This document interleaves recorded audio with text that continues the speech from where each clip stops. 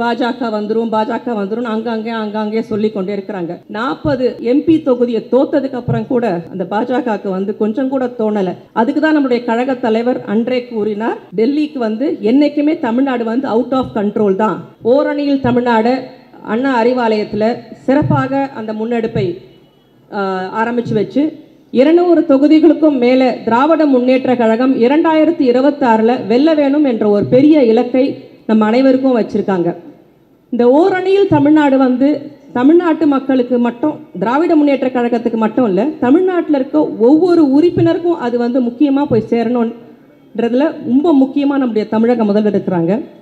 இந்த சிறப்பான முன்னெடுப்பை யாரால யோசிக்க முடியும்னா, ஒரு தந்தையாக இருக்கிற ஒரு தமிழக முதல்வரால் மட்டும்தான் யோசிக்க முடியும். அதனால தான் அவர் வந்து என்ன அப்பான்னு கூப்பிடுங்கன்று சில மாதங்களுக்கு முன்னாடி நமக்கு ஒரு அறிவுரை கொடுத்தார் இல்லையா. ஒரு அப்பாவாக இருந்து, ஒரு தகப்பனாக இருந்து தமிழ்நாட்டை முன்னெடுத்து சென்று கொண்டிருக்கிறார் திராவிட மாடல் ஆட்சியில். இந்த சிறப்பான திராவிட மாடல் ஆட்சியில் 4 ஆண்டு காலம் நம்ம என்னெல்லாம் சாதனைகளை பண்ணணும்ன்றதை வந்து விலக்கி கூறுவதற்காக தான் இப்படிப்பட்ட ஒரு சிறப்பான முன்னெடுப்பை வச்சுருக்காங்க.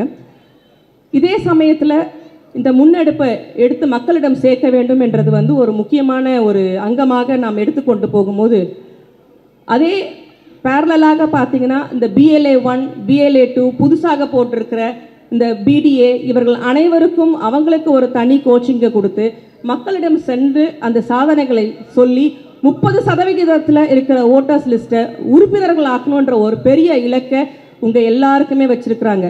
எதற்காக கொடுத்துருக்குறாங்க?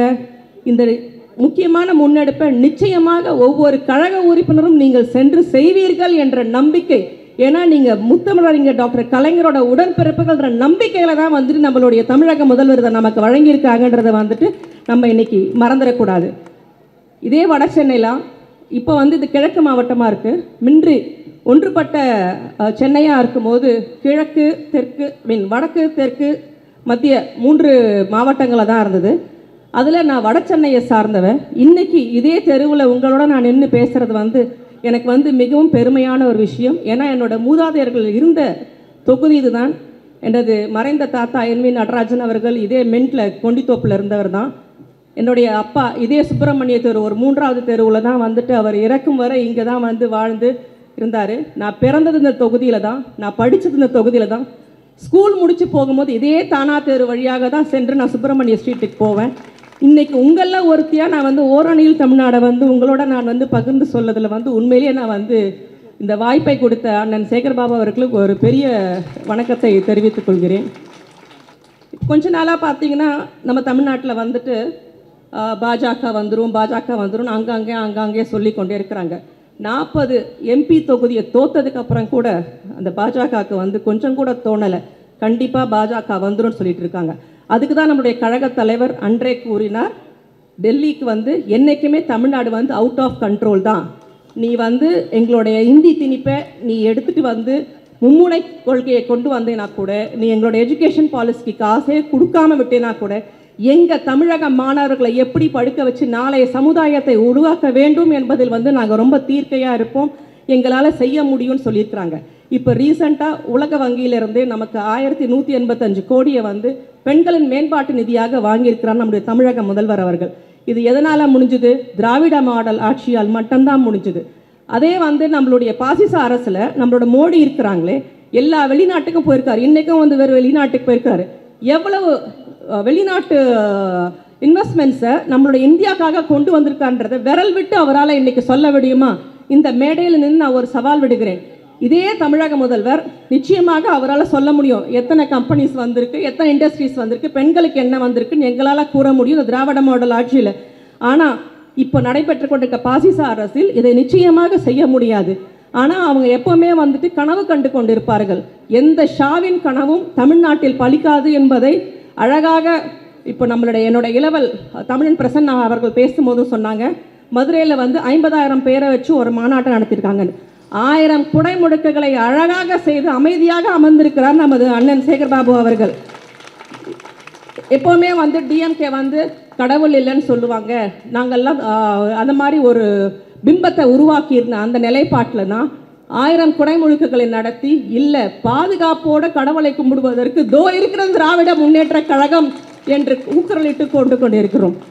இந்த காலகட்டத்தில் இன்னும் ஆங்காங்கே சில பேர் வந்து மகளிர் உரிமை தொகை கிடைக்கலன்ற ஒரு பெரிய முன்னெடுப்பை எல்லாரும் வந்து அதை வந்து கையில் எடுத்து பல மாதங்களாக அதை டிவியில் கூட டிபேட்டாக போயிட்டு இருந்தது.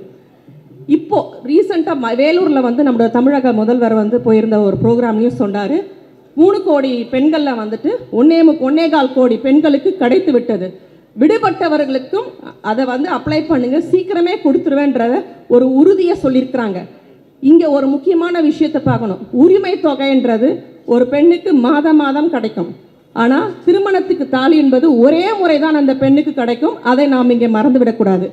இப்படி பல திட்டங்களை ஒவ்வொரு டிபார்ட்மெண்ட் வைஸாக நம்ம எடுத்துகிட்டு போகலாம். இதே வந்து மருத்துவத்தில் எடுத்துகிட்டு போனோம்னா நம்மை காக்கும் 48, மக்களை தேடி மருத்துவம், இப்போ முக்கியமாக அந்த சர்வைக்கல் கர்ப்பப்புற வாயில் இருக்கிற புற்றுநோய்க்கு ஒரு கேன்சர் வேக்சின் இருக்குது. அந்த வேக்சினை பல காலமாக மத்திய அரசிலிருந்து அதை வந்து ஃப்ரீயாக்க சொல்லி பாராளுமன்றத்தில் நானும் எனது அண்ணன் திருச்சி சிவா அவர்களும் பல முறை நாங்கள் அதை பற்றி எடுத்து கூறியிருக்கிறோம். செவி சாய்த்ததே கிடையாது. ஆனால் இன்று தமிழகத்தில் பெண்களுக்கு அந்த நோய் வந்து விடக்கூடாது என்பதற்காக அதை முழுமையாக இலவசமாக நமக்காக வழங்கியிருக்கிறாங்க. அதுதான் திராவிட மாடல் ஆட்சி. ஒரு தாயை, தமக்கையை, தம்பியை, நாளைய சமுதாயமான நம்மளுடைய பிள்ளைகளுக்கு காலை சிற்றுண்டி உணவு திட்டம் முதல் எல்லாற்றுமே ஒன்று ஒன்றாக ஒரு தாய் உள்ளமாக, தந்தையாக இருந்து, ஒரு அப்பாவாக இருந்து திராவிட மாடல் ஆட்சியில் நமது கழக தளபதியார் செய்து கொண்டிருக்கிறார். இதை பட்டி தொட்டி எட்டும் நாம் எடுத்து செல்ல வேண்டும். இந்த சிறப்பான முன்னெடுப்பை நாம் அழகாக செய்து முடிக்க வேண்டும். வெல்வோம் 200, படைப்போம் வரலாறு என்று கூறவிருக்கிறேன். நன்றி, வணக்கம்.